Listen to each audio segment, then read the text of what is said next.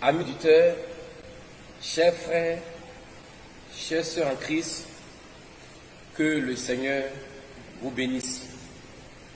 Que Elohim, notre Dieu, nous bénisse tous. Ça fait de cela 3 semaines que j'avais fait un direct pour interpeller tout le monde entier sur l'usurpation de ce faux pasteur, cet homme qui s'est fait appeler Gédéon de la Tchétchouva, du nom de Guy Monsekela Ferdinand. J'ai parlé longuement. Après j'avoir parlé, j'ai attendu que l'on me contredise, qu'il y ait une contradiction. Prenant les Écritures pour me contredire. Mais à la place de la contradiction, je n'ai reçu de lui que des injures. Il m'a insulté, il m'a traité de tous les noms. Mais moi je ne vais pas répondre à ces injures. Je viens encore à la charge. Parce que lorsqu'il parlait, il a dit montrez-moi les preuves. Vous dites j'ai fait fétiche. On n'a pas fait fétiche, montrez-moi les preuves. Je suis serein. J'ai grandi dans ce milieu. J'ai fait 13 ans dans ce milieu. Ce n'est pas les preuves qui vont me manquer aujourd'hui. Je sais de quoi je parle, monsieur Monsekela. Je sais de quoi je parle. On a mangé ensemble, on a bu ensemble, on a dormi ensemble. Je sais de quoi je parle. Alors, vous qui êtes là-bas, qui priez là-bas, je m'adresse à vous. Je m'adresse au monde entier. Parce que c'est mon devoir sacré devant le Seigneur de le faire. J'étais dans ce milieu. J'ai été baptisé là-bas. J'ai évolué là-bas. Moi aussi, je disais, Emza ou la mort.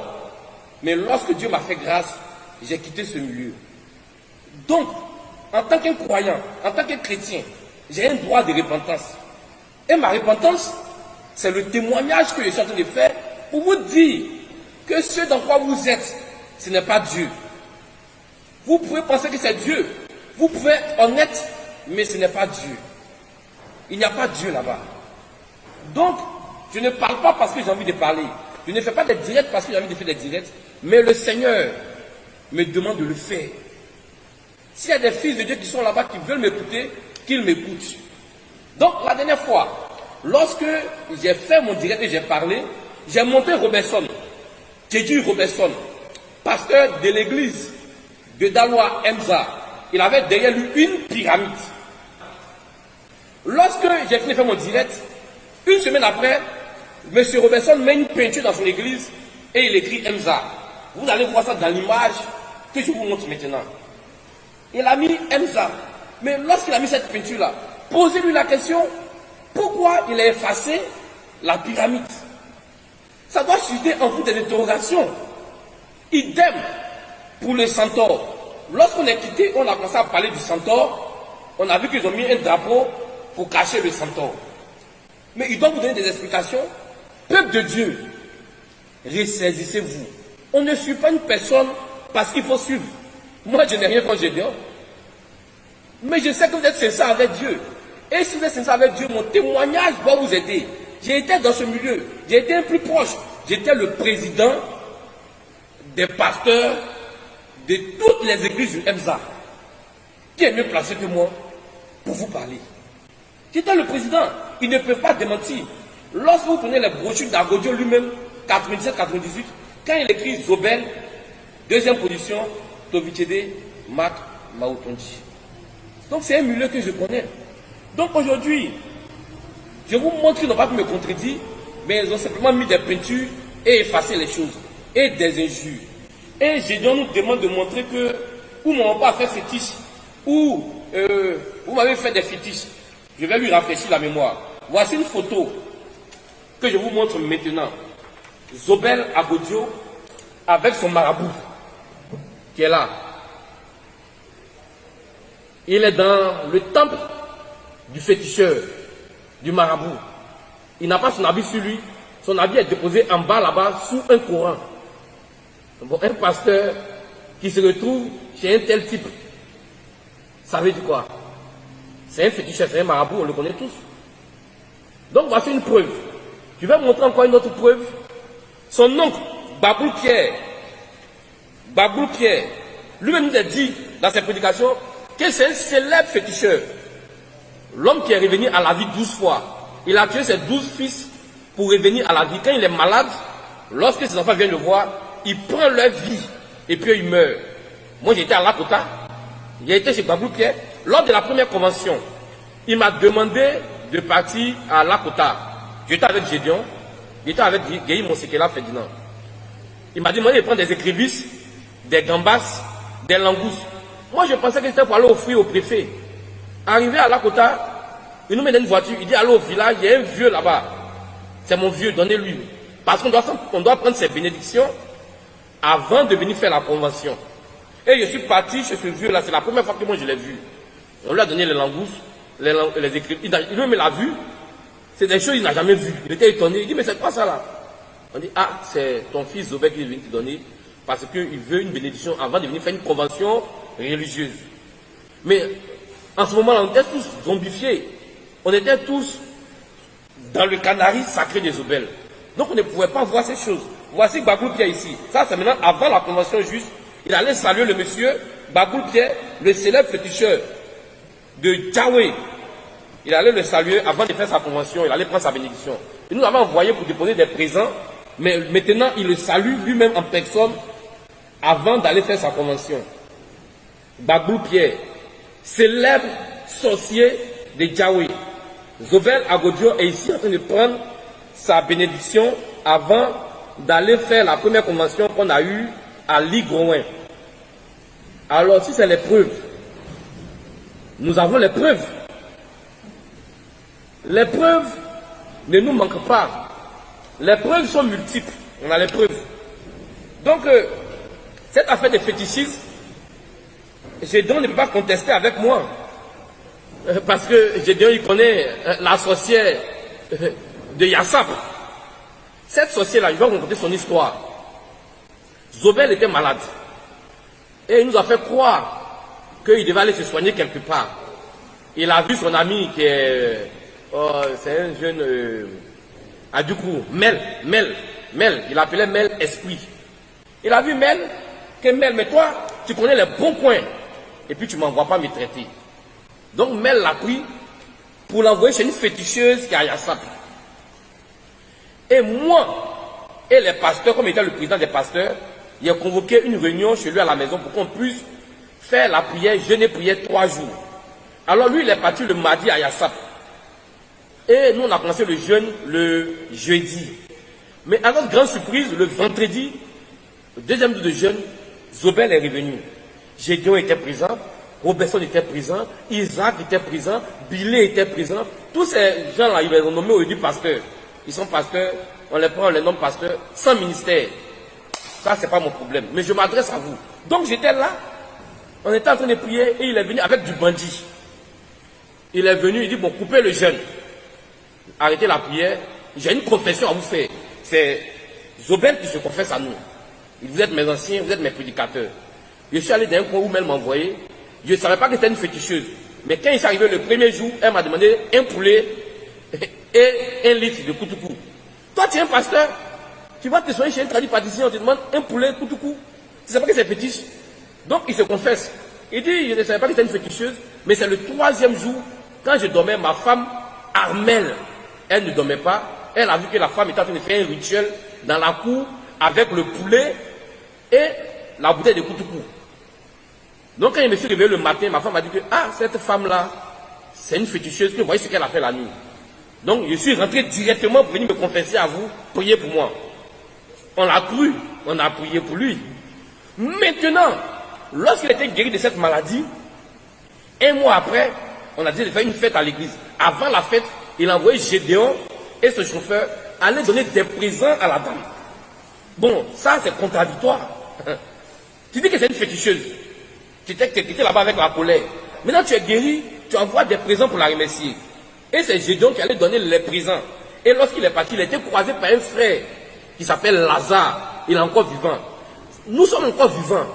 L'enfant de la dame, j'ai son numéro. L'enfant est vivant, la dame est vivante. C'est une féticheuse. Et c'est le repère aussi de Gédéon. C'est là-bas, il prend ses fétiches pour vous envoûter. Il n'a rien de Dieu. Il n'a pas de Saint-Esprit. Tout ce qu'il fait, il a dit dans sa prière, lorsqu'il est entré à Godio, donne-moi la double portion de ta puissance. Alors il a reçu la double portion de tous les fétiches de Zobel à Godio. Et notre témoignage, ces personnes dont je parle là, je ne vais pas citer les noms, mais ces personnes sont vivantes. Il y a d'autres qui ont eu le courage de m'appeler et ils ont reçu mon témoignage vis-à-vis, je leur ai montré ces personnes. Lorsqu'on finissait les cultes, ils prenaient des sœurs de l'église pour aller sauter avec elles. Et il y a une sœur qui a été troublée et elle ne venait plus à l'église. Lorsqu'on l'a approchée, qu'est-ce qu'elle nous a dit? Elle dit, ah, je n'ai rien compris. Le pasteur, il m'a briqué, il ne voulait pas accepter, après il a accepté. On est parti sortir. Il a pris l'argent des offrandes, l'argent des dîmes, et il a versé, à Godio, il a versé tout l'argent sur le lit, et le sperme, il a mélangé. Donc la sœur était troublée. Elle était troublée. Et après ça, elle a quitté l'église. Et lorsque nous sommes sortis, elle a eu le courage de nous dire que voilà pourquoi je ne venais plus à l'église. Vous m'avez traqué, mais je ne venais plus à l'église. Parce que ce que votre pasteur avait fait, vraiment à Godio, m'a dépassé. Il a pris votre argent d'offrande des dîmes et il a mélangé ça dans du sperme après avoir joui. Ça, c'est pas du fétichisme. C'est pas un féticheur. Gédéon le sait. Donc, si tu ne dis rien, c'est parce que tu es complice, tu le fais aussi. Regardez les libations. Les libations. Avant les conventions. Lorsqu'on avait la convention à Boubou, avant la convention, il a appelé les féticheurs. Soit il dit non, ce sont les chefs d'État. Mais la Bible dit que qu'est-ce qu'il y a entre Mammon et le Seigneur, entre les fétiches et Dieu? Il n'y a pas de relation. On a donné un terrain pour faire une convention, on fait la convention. Avant la convention, il a envoyé des féticheurs, les photos sont là, les films sont là, ils ne peuvent pas discuter avec moi. Ils ont fait des libations. Des libations. Ils ont évoqué le diable sur le terrain avant de faire une convention religieuse. Même les catholiques, ils attaquent les prêtres, ils ne font pas ça. Il n'est jamais vu un prêtre faire une libation avant de faire un culte. À Djaoué, avant de construire le temple qui est là-bas, Ligouin, les vieux de son village ont fait encore des libations. Mais ça, c'est quel chrétien, quel exemple public, quel chrétien qui a fait des libations avant un culte ou avant une célébration?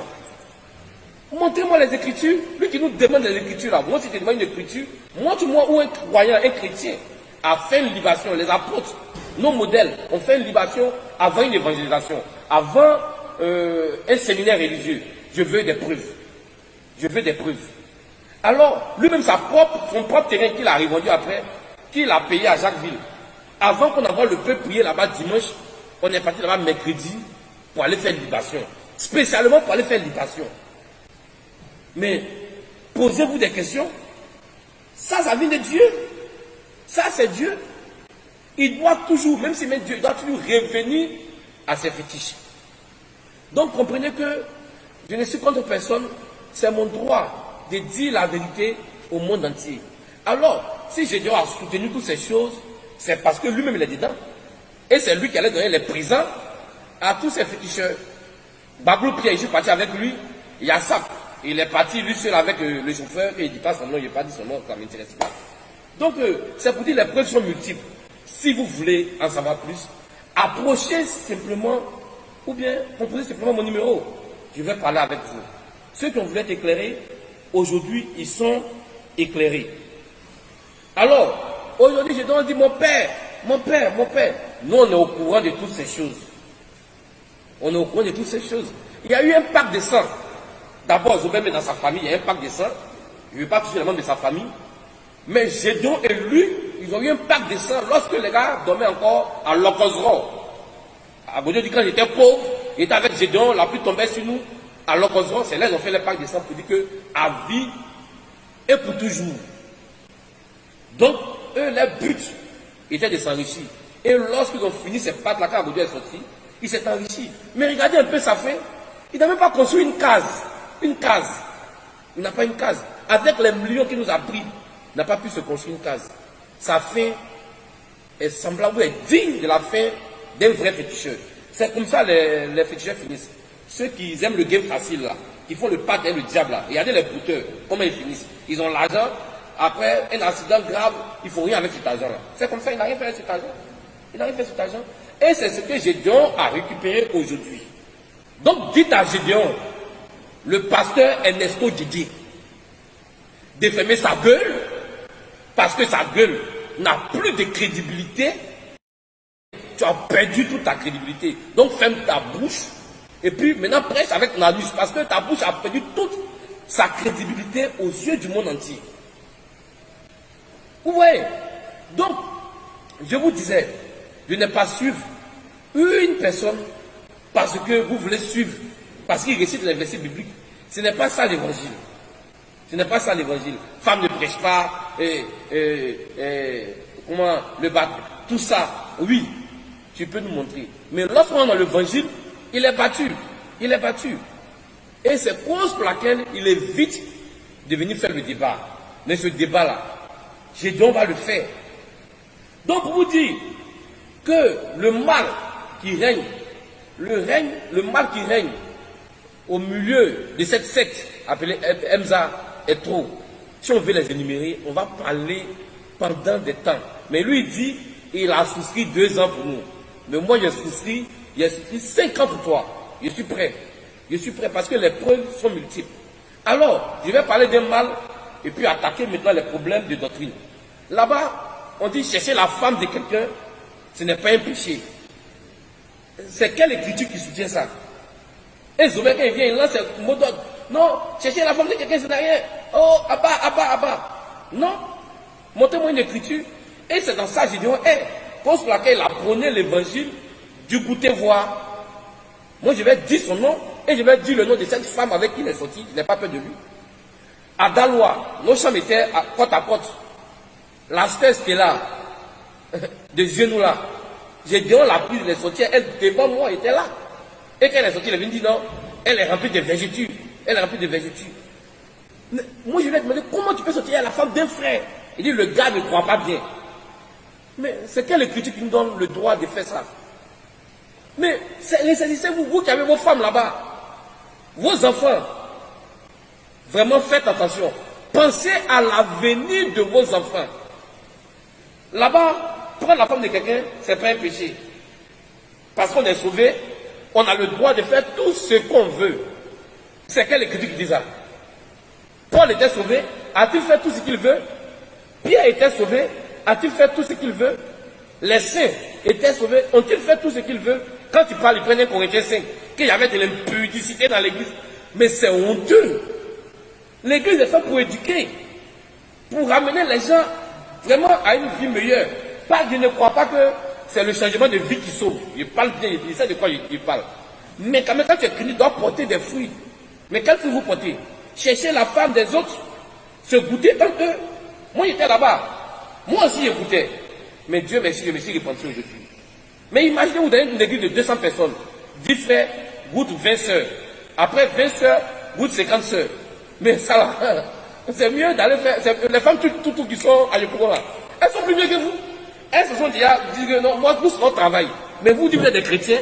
Et puis entre vous, c'est le goûter voir. Vous soutenez un tel évangile. Sa propre fille qui est dans l'église, elle lui a prêché pour dire que non, goûtez les femmes. Un père, c'est un père indigne. C'est un père indigne. Mais je comprends pourquoi lui m'a dit la dernière fois que quand on a posé la question, il dit je suis humble. On dit quel ministère, parmi les 5 ministères as-tu, M. Gédéon, M. Guy Mosekela Ferdinand? Il dit pour être humble, je vous dis que je n'ai pas de ministère, mais Dieu m'a appelé. Il t'a appelé à quoi? À venir s'aimer la débauche dans le peuple, à venir rendre les filles des gens prostituées. Ça sera Dieu t'a appelé. Mais nous on a compris ta réponse. C'est eux qui n'ont pas compris, ceux qui sont toi qui n'ont pas compris. Tu n'as pas de ministère. Donc il faut t'asseoir. Il faut t'asseoir. Parce que la Bible nous parle des 5 ministères établis dans l'église. Tu nous as montré que tu es le fils de Caïn en disant que non, je suis humble, il n'y a pas de ministère. Vous voyez? Et non, comme ça vous le suivez. Moi, tu vas m'enseigner que on n'est qu'à goûter ta fille avant de la marier. Mais vous les femmes qui croyez là-bas là, vraiment, quand je vous regarde, ça me donne à réfléchir. Une femme digne de ce nom, quelqu'un te dit, on doit te goûter. Et si tu goûtes, si tu es manche longue, si tu es tunnel, il te laisse, il prend l'autre, il vous insulte. Et puis tu crois. Mais vous démontrez votre nature. Votre nature, vous la démontrez en croyant tel évangile. Parce que votre nature est une nature caïnite. On me goûter d'abord. mais où est la dignité de la femme? Où est la dignité de nos sœurs en Christ? Ressaisissez-vous. Et puis goûtez voilà. C'est pas facilement. Hein. Ça se fait. Il dit moi-même j'ai goûté aussi. J'ai goûté plein là-bas. Mais aujourd'hui, Dieu merci. Dieu m'a appelé, je me suis repenti de toutes ces choses. Et je crois que le Seigneur m'a pardonné. Je ne vais plus marcher encore dans ces choses. Alors, il parle aussi de la boisson.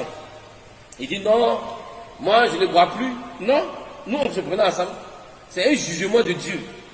Il a eu cirrhose de foie. Il sait que s'il boit là, il va mourir. Cause pour laquelle il dit que non, moi je ne bois plus, que non, je crois la boisson mais je ne bois plus. C'est la vie de débauche qu'on menait là-bas. Boire continuellement.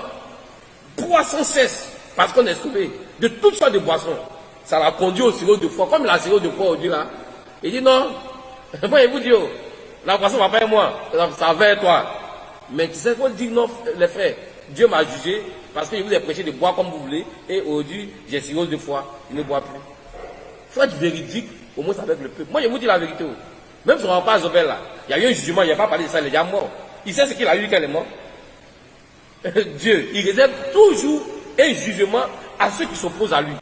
Vous allez vous opposer à la parole de Dieu et puis vous sortir comme ça peinard, c'est pas possible. Alors, de la manière dont on vivait là-bas, ça a eu des répercussions sur nos vies. Et aujourd'hui, lui, il a payé son prix, il a son prix qu'il paye. Il dit, il ne boit plus. Bon vent à lui.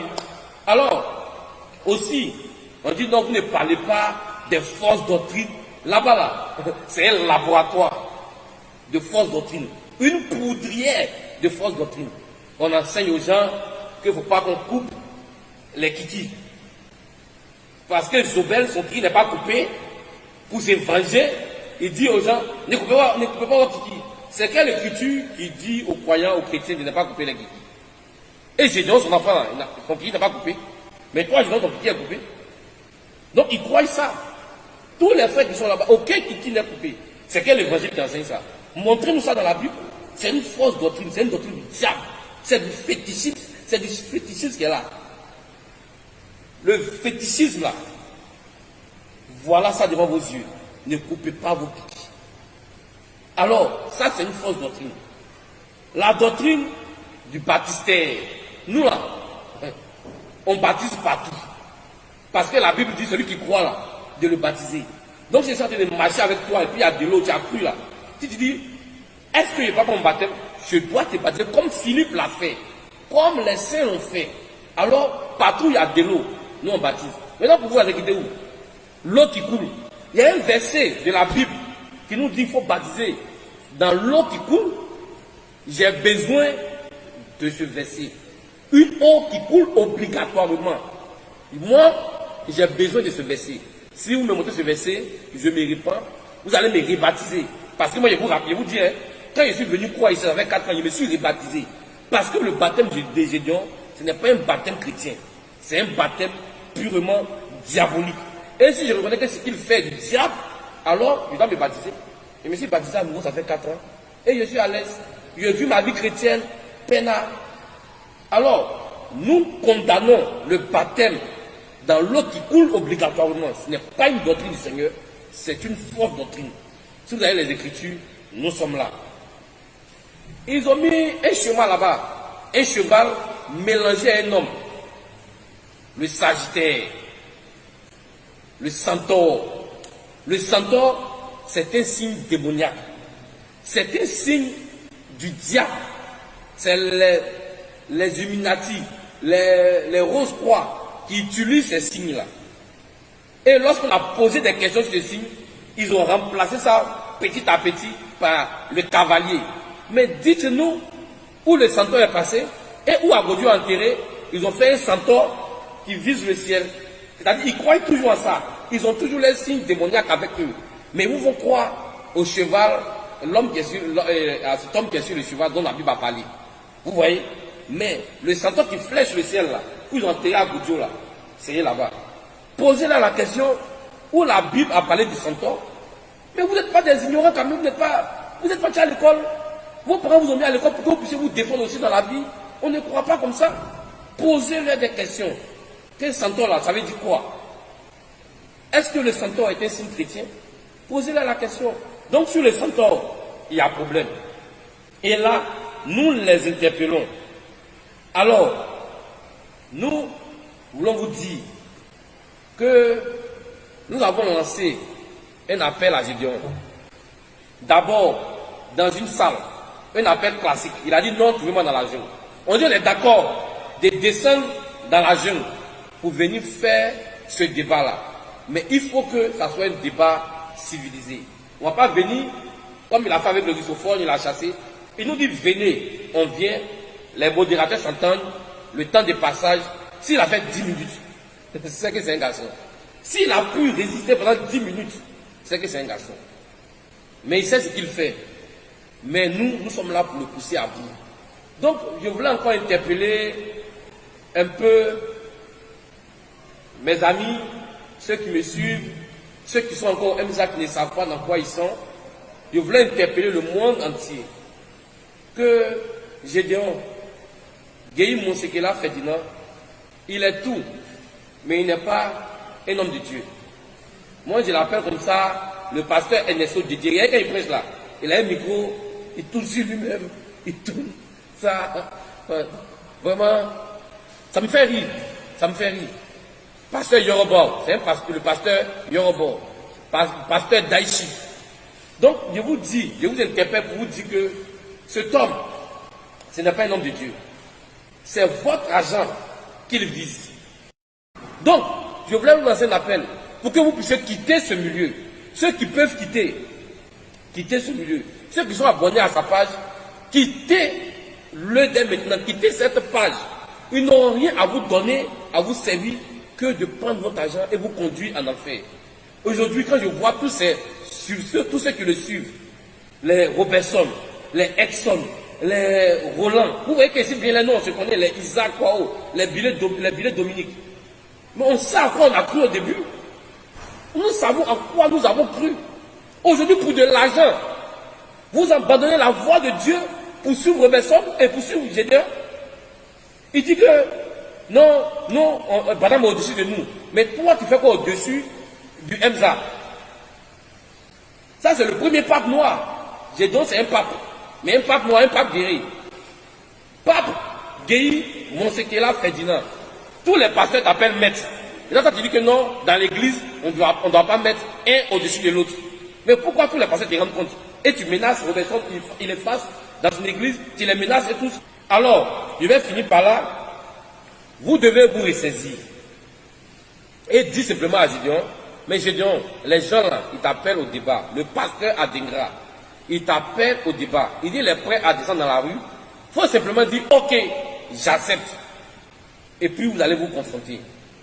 Donc nous attendons toujours ce ok. Et nous sommes toujours là. Et nous serons toujours là pour vous parler.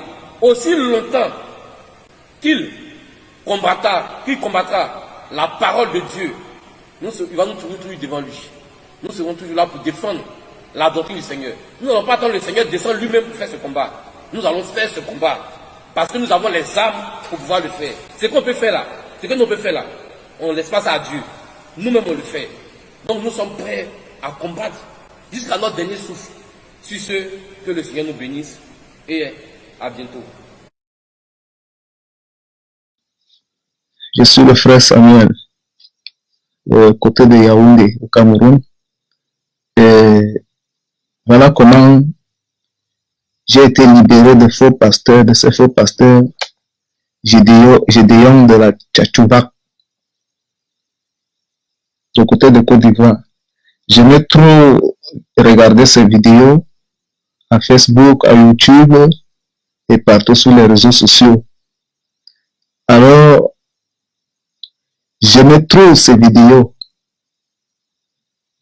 Et quand j'écoutais les autres le critiquer, je me sentais frustré. Alors, je m'attachais fort à ces enseignements. Par exemple, il enseignait que on pouvait avoir plusieurs femmes, on pouvait commettre la fornication, l'ivrognerie et mourir, aller au paradis. Et j'ai examiné certains de ces enseignements Après quelque temps, lorsque le Seigneur m'a amené, l'Esprit m'a envoyé dans Jude 1, le verset 9 à 13, je me suis rendu compte que c'est la même chose que ce pasteur faisait. Il insultait les gens, marmailleurs, idiots, grilleurs d'arachides et tout le reste. Et ensuite, dans le livre de 2 Pierre 2, le verset 1 à 3, je lisais et je me rends toujours compte que le Seigneur parle des faux pasteurs et des faux prophètes. Et il décrit, à partir des versets 10 à 15 également, je me rends toujours compte qu'il était en train de faire la même chose. Et un jour, je suis entré à Facebook, puisque je faisais partie des amis de Jésus-Christ TV, et le frère Georges a publié une information concernant le pasteur Gédéon, où je vois le pasteur vampire Gédéon. Alors, je me tirais derrière et disais que mais comment le pasteur Gédéon pouvait être faux? En même temps, ces versets que je venais de lire me venaient à l'esprit. Et j'ai lu toutes les informations concernant ce pasteur. Et je me suis rendu compte que c'est vrai. Il enseignait les fausses doctrines qui concernaient que Dieu, Jésus-Christ était Dieu le Père en même temps le Fils. Il enseignait tout ce que le frère m'a exposé. Et j'étais vraiment fier parce que je me suis rendu compte que j'étais dans l'erreur. Et vu que j'avais examiné dans la parole, j'ai vraiment confirmé qu'il était faux. Et j'étais libéré en ce moment-là que j'étais en train de lire le message à Facebook. J'ai décidé de supprimer toutes ces vidéos dans mon compte YouTube et de l'enlever dans mon compte Facebook. Vraiment, je rends grâce à Dieu et je remercie le frère Georges pour le combat qu'il mène. Parce que je profite également que j'étais aussi dans la masturbation et c'est grâce à Jésus-Christ TV, grâce aux enseignements que je suivais depuis le Nord, puisque je suis de l'extrême Nord. Je suis juste avec un frère ici à Yaoundé. Alors je suis content de ce combat que tu mènes, le frère Georges. Que Dieu te donne la force et te soutienne, malgré tous les combats que les autres, l'ennemi fera. Que la main du Seigneur soit sur toi et qu'il veille sur toi et qu'il te donne toujours la force de vaincre ces ennemis, ces impies. Merci frère Georges, merci infiniment. Voilà comment j'ai été libéré de ce faux pasteur. Que Dieu vous bénisse, que Dieu bénisse toute ta famille et l'équipe de Jésus-Christ TV et tous ceux qui m'écouteront. Soyez bénis mes frères et sœurs en Christ. Amen. Que Dieu nous bénisse tous. Je suis Madame Magnon Dominique. J'avais l'habitude de suivre les émissions de Gédéon de la Tchétchouva de la Côte d'Ivoire. Et un soir, j'ai fléchi les genoux devant le Seigneur Jésus-Christ et j'ai commencé à prier Dieu d'Israël, d'Abraham et de Jacob. J'ai dit, Seigneur, je ne suis qu'une pécheresse. Je ne veux pas ajouter un gramme de péché encore sur tout ce que j'ai commis sur cette terre. Enseigne-moi ta parole. Dis-moi comment te louer, te magnifier, te glorifier et comment te prier. Je ne sais pas comment le faire. Dis-moi, Seigneur, enseigne-moi. Et après ma prière, je suis allée me coucher. Mon mari dormait déjà, donc je suis allée me coucher sur le lit à côté de mon mari. Et une voix s'est fait entendre. J'ai senti que c'était vraiment notre Seigneur, Seigneur Jésus-Christ de Nazareth, parce que la voix, elle était connectée directement dans le ciel. Et elle me dit, suis Jésus-Christ TV. Je fais ce témoignage parce que Jésus-Christ TV, je ne les connais pas. Je ne les ai jamais vus, cette équipe d'émission. Je ne les connais pas. Et Gédéon de la Tchétchouva aussi, je ne connais pas ce monsieur. J'avais juste l'habitude de le suivre sur les réseaux sociaux. Et quand Seigneur Jésus-Christ m'a dit, suis Jésus-Christ TV, j'ai gardé ce témoignage pour moi. Après, je me suis dit, si Dieu m'a permis de ne pas être égaré, pourquoi garder ce témoignage pour moi? Et que voilà, j'allais rentrer en contact. Donc, j'ai commencé à chercher sur les, comment on appelle, sur les réseaux sociaux, comment faire pour entrer en contact avec l'équipe de Jésus-Christ TV, vu que Dieu m'a dit sur Jésus-Christ TV. Il pouvait aussi me dire sur Gédéon de la Tchétchouva, mais j'ai mis devant Dieu le fait que je suis Gédéon de la Tchétchouva, ces émissions, et Dieu me dit sur Jésus-Christ TV. Je fais ce témoignage pour ne pas que les fidèles ou nous tous qui sommes sur cette terre, qui suivons Gédéon de la Tchétchouva avant, que Dieu me le dise, va suivre Jésus-Christ TV, que vous ne dites pas, voilà, c'est quelqu'un qui connaît une équipe ou une personne qui travaille avec Jésus-Christ TV. Je ne connais pas Jésus-Christ TV. Je ne connais pas non plus Gédéon de la Tchétchouva. Mais Dieu m'a dit, je suis Jésus-Christ TV. Et je fais ce témoignage pour que les frères et sœurs qui suivent Jésus-Christ TV et qui suivent autant pour moi, Gédéon de la Tchétchouva, que vous fassiez attention. Parce que c'est vrai, il se dit qu'il prêche notre Seigneur Jésus-Christ de Nazareth. Mais est-ce que c'est vraiment Dieu qui l'utilise pour le servir? C'est la question que je me pose. Parce que Dieu aurait pu me dire, suis Gédéon de la Tchétchouva, mais il ne me l'a pas dit. Il m'a dit, suis Jésus-Christ TV. Donc, je rends ce témoignage afin que nos frères et sœurs qui le suivent se répandent et qu'ils suivent vraiment la parole de Dieu et qu'ils quittent sur ce chemin qui est Gédéon de la Tchétchouva et qui est en train de pousser beaucoup d'âmes dans un chemin qu'eux-mêmes ils vont regretter plus tard. C'est pour ça que je rends ce témoignage.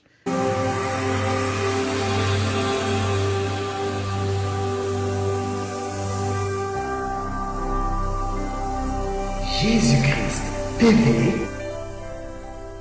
vous connaîtrez la vérité et la vérité vous affranchira.